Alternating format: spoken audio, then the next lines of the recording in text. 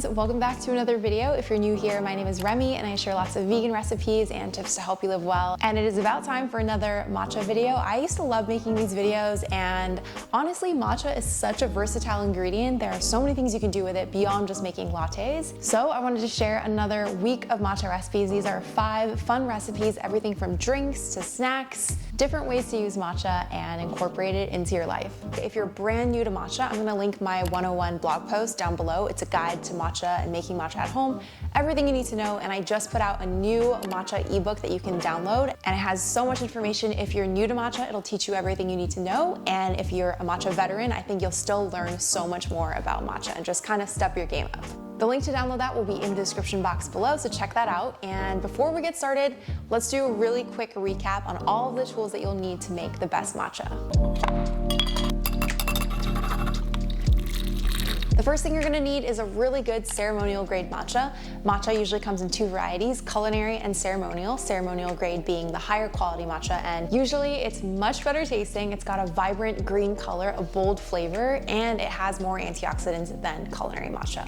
You can usually tell the difference between the grades by just looking at the color, but you just want to look for something on the tin or the packet of matcha that you're purchasing that says culinary matcha, and I share all of my favorite places to get the best matcha in my guides. So to start, you want to make sure you have matcha powder. You also need some kind of bowl to whisk in. It could be any bowl, but I typically like to use a matcha bowl with a spout for easy pouring. You will need a bamboo whisk, which is key for making matcha. And I think this is an essential tool as well, having the sifter to break up the initial clumps in the matcha powder. It's very common because it's such a fine powder, the static causes it to just cling up.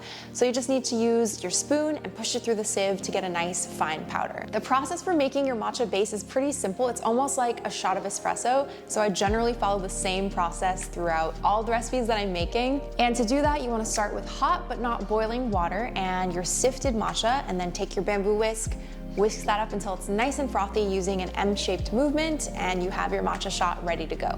If you're incorporating it into a recipe dry, I still recommend sifting it first just to help break up the clumps, because the last thing you want is a really clumpy matcha. And with all these recipes, please feel free to customize to your taste. Matcha does naturally have a little bit of a bitter flavor similar to coffee, and everybody takes their coffee differently. So apply the same rule to matcha, sweeten as you'd like, add more milk, less milk. I'll be using all vegan ingredients in this video, so for all of the milks, I'm using plant milk.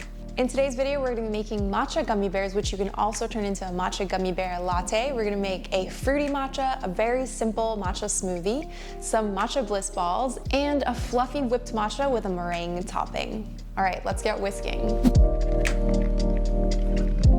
The first recipe we're gonna be making is a matcha smoothie. This is really simple and a great way to consume matcha and incorporate it into your breakfast or post-workout smoothie or something like that. I kept it very simple. I blended some frozen bananas, I added some ice cubes for a little bit of extra. I also like to add hemp seeds for protein, and then I add my matcha powder, of course, some vanilla bean paste, and if you'd like to sweeten it, add maple syrup or whatever sweetener you like. Then for the blending liquid, I like to use just plant milk. I find that oat, cashew, soy, it all works really great. And if you'd like to bump up the protein, you can even throw in some vegan protein powder. I think a vanilla protein powder would work best.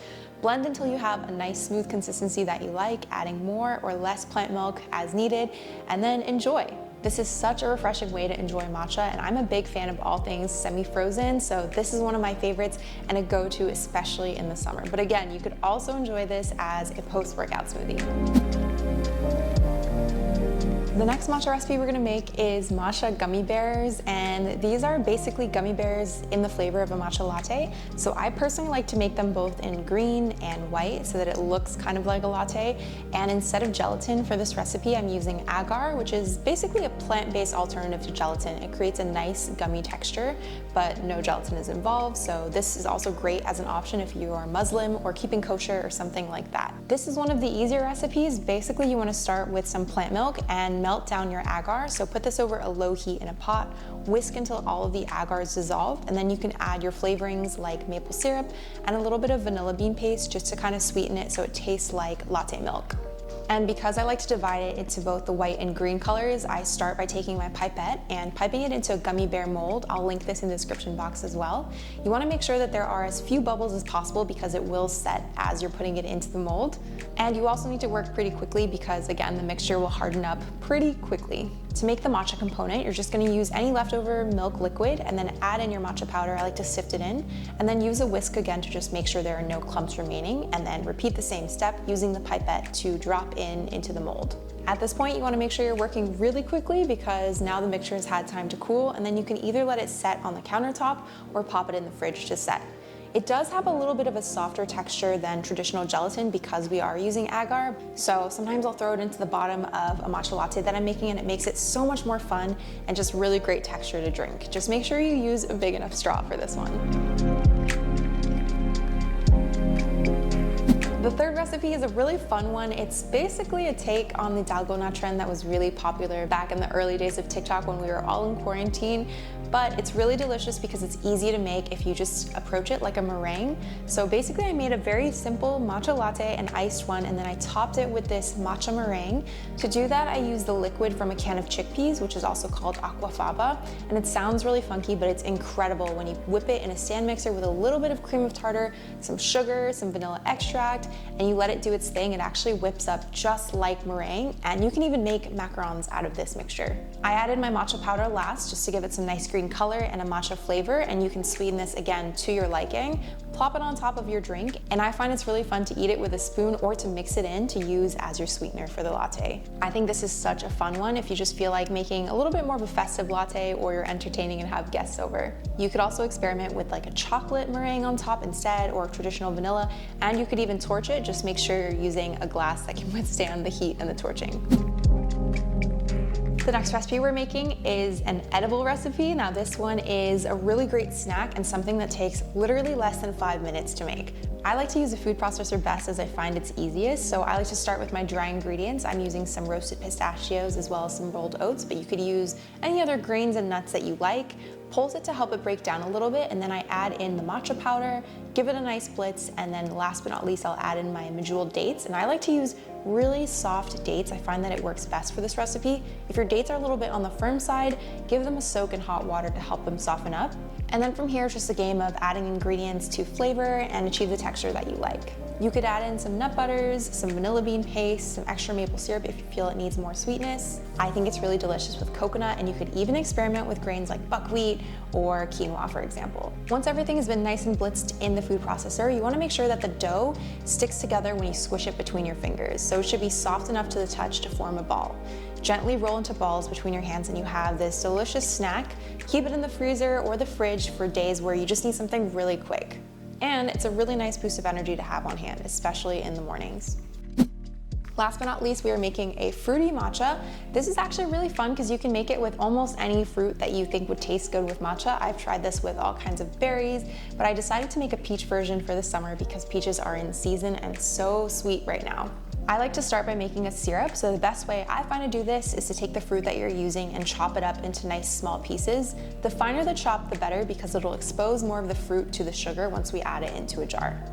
Next, I'm gonna grab some kind of mason jar or glass container, and then I'll layer sugar and fruit and keep alternating until everything is nicely covered. Then all you need to do is cover up the lid, and you'll see that the sugar starts to draw out the moisture in the fruit, and it's gonna smell like candy when you open up the jar. It's incredible. As you let it sit, you'll notice more liquid in the jar, and you can even shake it up to kind of help it out. I like to leave mine overnight, but you could do just a couple of hours depending on your preference. And if you'd like to speed it up, you could also then pour this mixture into a pot once it's nice and liquidy and help just dissolve any of the remaining sugar. Another option is to blitz it all in the blender so you end up with more of a puree, but I prefer this method personally. Then when you're ready to assemble, grab a glass, and I like to start with the syrup on the bottom. You could also add in some of the fruit if you'd like, and just prepare a matcha as you normally would.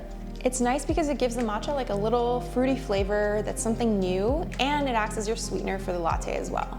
One more way you could do this is blending up the fruit with the plant milk first, so you end up with more of an infused milk. But again, I just prefer it this way so there's no clumps, no big chunks of fruit in my latte, but I get all of that delicious fruit flavor. I hope you guys enjoyed this video. If you did, I have, I think, 2 or maybe even 3 more videos like this with even more matcha recipes, and I have a bunch more on my blog and in the guide. If you try any of these recipes, share it with me on Instagram and tag me at Veggiekins so I can see your beautiful creations. And don't forget to download the new Matcha Magic ebook I just put out. That link will be in the description box below. I hope you enjoyed this video. If you have any more questions for me, feel free to leave them in the comments or send me a DM on Instagram, and I will see you in another video soon.